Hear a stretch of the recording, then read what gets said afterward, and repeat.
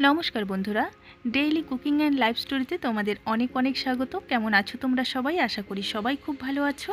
আজ আমি তোমাদের সাথে পুরনো দিনের হারিয়ে যাওয়া একটা রেসিপি শেয়ার করব। এই পাতার কিন্তু অনেক নাম, এক এক জায়গায় এক এক নামে পরিচিত এই পাতা।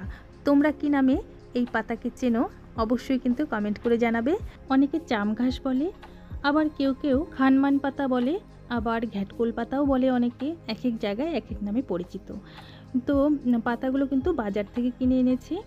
এই পাতাগুলো কিন্তু জঙ্গলেই বেশিরভাগ হয়, তো একটু ধুলোবালি থাকে, সেই জন্য একটা বড় গামলার মধ্যে নিয়ে নিলাম। এবার কিন্তু জল পাল্টে পাল্টে ধুয়ে নেব যতক্ষণ না পরিষ্কার জল বেরোচ্ছে। তো পাতাগুলোর মধ্যে অনেক কিন্তু ধুলোবালি আছে। তো এখন ভালো মতো ধুয়ে ফিরে এলাম।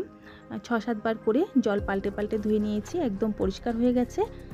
তো এই পাতাগুলো দেখো এইরকম 3 কোণার মতো হয়। তোমরা তো অবশ্যই চেনো, যারা চেনো না তারা বাজারে গিয়ে খুঁজলেই কিন্তু পেয়ে যাবে। তো এখন আমি একটা কড়াই বসিয়ে দিয়েছি, কড়াইয়ের মধ্যে দিয়ে দেবো এখন পাতাগুলো। কোনো রকম তেল কিছুই দেবো না, পাতাগুলো এমনি লবণ দিয়ে ভাপিয়ে নেব। তোমরা চাইলে কিন্তু পাতাগুলো একটু কুচি করেও নিতে পারো, তো আমি এগুলোকে মিক্সিতে পেস্ট করেই নেব, সেই জন্য এইভাবেই দিয়ে দিলাম। আর প্রথম একবার পাতা দিয়ে আমি একটু লবণ দিয়ে দিলাম, তারপর বাকি পাতাগুলো দিয়ে আবারও সামান্য লবণ দিয়ে ঢাকা দিয়ে রেখে দেবো প্রায় 5 মিনিটের মতো। 5 মিনিট পরে কিন্তু তোমরা দেখতে পাবে পাতাগুলো একদম সুন্দরভাবে সেদ্ধ হয়ে গেছে। তো এক্সট্রা কিন্তু কোনো রকম জল আমি দিচ্ছি না, এই পাতার থেকে প্রচুর পরিমাণে জল বেরোবে। তো ঢাকা দিয়ে 5 মিনিট রেখে দেবো। ফিরে এলাম 5 মিনিট পর। তো তোমরা দেখে বুঝতেই পারছো, তো পাতাগুলো একদমই কিন্তু সেদ্ধ হয়ে গেছে। আর পাতা থেকে কত জল বেরিয়েছে তোমরা দেখো। এই জলটা কিন্তু ফেলে দেবো না, রান্না করতে করতে কিন্তু জলটা একদম শুকিয়ে ফেলবো। আর 5 মিনিটের মতো লেগেছিল পরে। তো পাতাগুলো একটু ভাজা ভাজা করে নিতে হবে, মানে তেল ছাড়াই, কিন্তু তেল কিন্তু আমি এখানে দিইনি এখনও। এইভাবে জলটা শুকিয়ে যাওয়ার পর একটু ভাজা ভাজা করে নিতে হবে। তো তোমরা কিভাবে বুঝবে যে ভাজা ভাজা হয়ে গেছে? পাতাগুলো দেখো একদম ডিপ কালার হয়ে যাবে, তখন কিন্তু বুঝতে পারবে পাতাগুলো ভাজা হয়ে গেছে, আর জলটাও সম্পূর্ণ শুকিয়ে যাবে।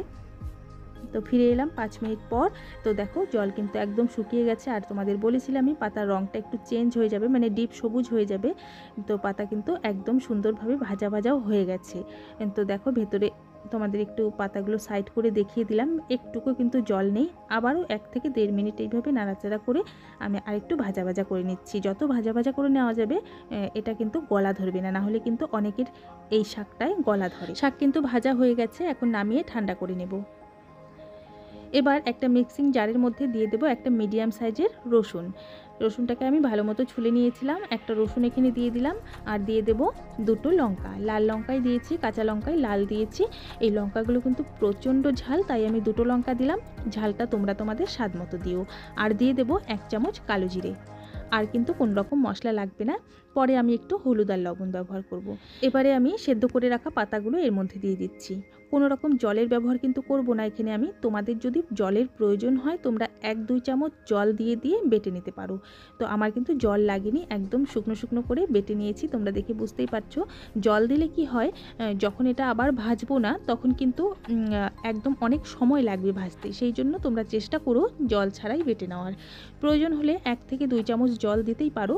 তো এখন আমি কড়াই বসিয়ে দিয়েছি। কড়াই গরম হয়ে গেলে কড়াই দিয়ে দেবো 3 থেকে 4 চামচ সরষের তেল। এই রান্নাটা কিন্তু তোমরা সরষের তেলেই করো, সরষের তেলে করলেই বেশি টেস্ট লাগে। তেল কিন্তু গরম হয়ে গেছে, এখন আমি বাটাগুলো দিয়ে দেবো, পাতা বাটা এর মধ্যে সম্পূর্ণ দিয়ে দেবো।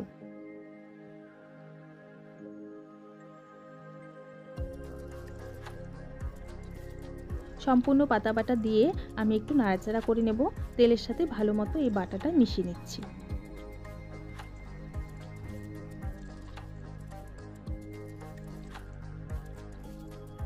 এই বাটাটা যদি কারো গলা ধরে তখন কিন্তু তোমরা এই বাটাটার মধ্যে, মানে আমি যেইভাবে ভাজছি এই পর্যায়ে কিন্তু তোমরা 2 চামচের মতো লেবুর রস এর মধ্যে দিয়ে নিতে পারো, তাহলে কিন্তু আর গলা ধরার সম্ভাবনা থাকবে না।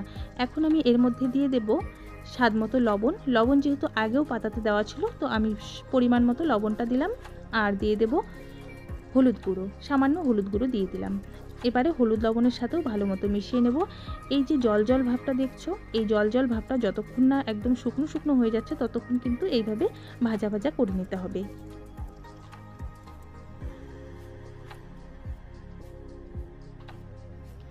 প্রায় 5 থেকে 7 মিনিটের মধ্যেই কিন্তু এই জলটা মানে যেটুকু জল জল ভাব আছে শুকিয়ে যাবে।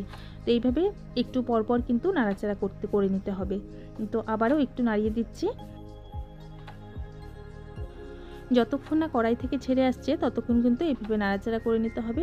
প্রায় হয়ে এসেছে, তোমরা দেখে বুঝতেই পারছো। কালারটাও কিন্তু অনেকটাই ডিপ হয়ে গেছে। এখন আমি গ্যাস বন্ধ করে নামিয়ে নেব। ভীষণই টেস্টি লাগে, একবার তোমরা অবশ্যই ট্রাই করো, আশা করি তোমাদেরও খুব ভালো লাগবে। আর কে কী নামে এই পাতাটাকে চেনো আমাকে কিন্তু অবশ্যই কমেন্ট করে জানাতে ভুলো না। গরম গরম ভাতের সাথে এই বাটাটা যদি হয় আর কিন্তু কিচ্ছু প্রয়োজন হয় না বন্ধুরা, একবার অবশ্যই ট্রাই করো। আশা করি ছোট থেকে বড় সবারই ভীষণই পছন্দ হবে।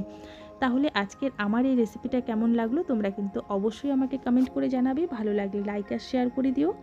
আর আমার বন্ধুরা এইভাবে আমার পাশে থাকার জন্য অসংখ্য ধন্যবাদ। আর নতুন যারা আমার ভিডিও দেখছো, আরও নতুন নতুন ভিডিও পাওয়ার জন্য আমার চ্যানেলটিকে সাবস্ক্রাইব করে পাশে থেকে যেও। ধন্যবাদ।